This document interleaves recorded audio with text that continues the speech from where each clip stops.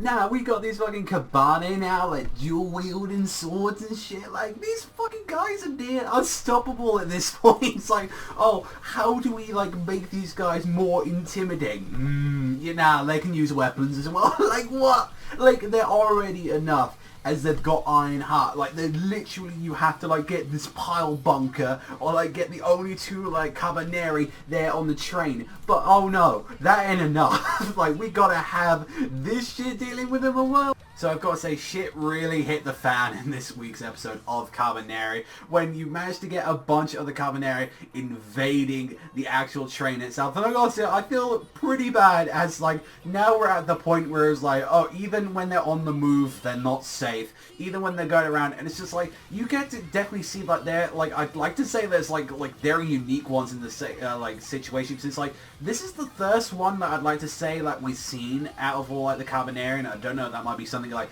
to do with that shoulder blade that was really fucked up as well. Maybe that might be happening when you like transformed or something, but that's the first time that we've actually seen one that's like been able to use weapons and like more able. So maybe that's like, I'd like to say that's someone that was like really strong-willed, like maybe like he was a samurai and he like kind of held on, and that actually makes it worse. So if you're not a strong-willed person but you're like not that far to the point where like Ikoma was like that, like, so I'd like to say that's maybe the situation, is that, oh, like if you're a lot slightly more strong-willed and you turn into like, you know, a Kabaneri, like, you know, like if you're not that like cut out for that, then you'll turn into this unique version of the Kabane. I actually love though, like, it's like other characters who are getting their time to shine. It wasn't just Ikoma and Muimei, like it wasn't just them. Like, I love that it was like the prince, like Ayame, like she just pulled out a steampunk version of a bow and arrow, so charging up the fucking arrow so it can go for him. I love that. I love that. It's like an enhanced version of that. It's like, that's what a unique way to use like a bow and arrow. It's like, oh no, I'm not just firing off like really good shots. Like,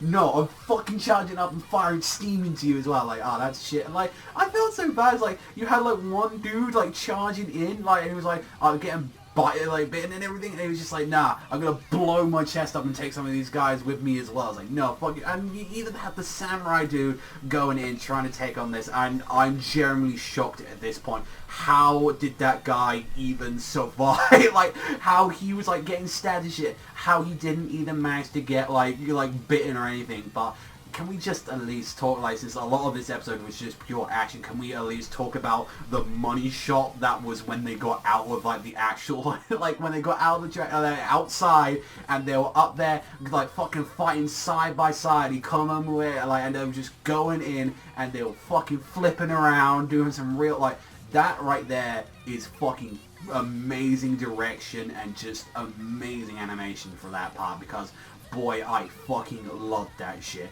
That was just amazing from start to fucking finish. I mean, like, he fucking goes up in the air and just gets this pile bunker and just goes, take it, bitch, like that. It's just, so much of this show screams me that it does that. And even, like, when you saw, like, the samurai dude just going in, cutting fuckers up, and, like, especially the finale where, like, his Koba took down that, like, kind of special kind of version of, like, a Kabane, where he fucking backhanded it after, like, he was running low on blood, and I really like that she came through, cut herself, and it was like, they didn't even need to animate all that blood, like, you know, flying around and all that, but even still they did it. It's like, oh, Studio Wick, like, why have you got like the best looking show this season? It looks so goddamn awesome in these like certain scenes. I did actually like, you know, something like the teamwork they were doing, and I'm still shocked that, you know, like the animation like for the series is like really holding up for like the 4 episodes, but you can clearly see that, you know, after a while and all that, like, these guys certainly have the weaknesses that they need to keep charging up, and I'm glad that now that people on the train are starting to like trust them a little bit more, and they're now starting to offer up their blood. But it seems like, yeah, like there's obviously a crux to these guys, like, yeah, we can only do so much and all that, and we are hungry and we do need food, but yeah, that's the situation that we're in. I love this episode. Like, this one as well, like, it was fantastic. The other 4, like, still holding up, and I really hope that this show really does well, and I hope that the quality just stays there all the way, both on like animation, story, everything. And to see what this is going to be like when it's on Blu-ray, once they clean it up a little bit more, I'm like, you know, already TV-wise, this shit is incredible. Like, fully 9 out of 10. This was a great episode. But let me know what you think in the comment section down below. But it's all from me. So if you love Kabaneri as much as I do, then you hit that like and you hit that subscribe, all that beautiful shit. But I will see you guys next time.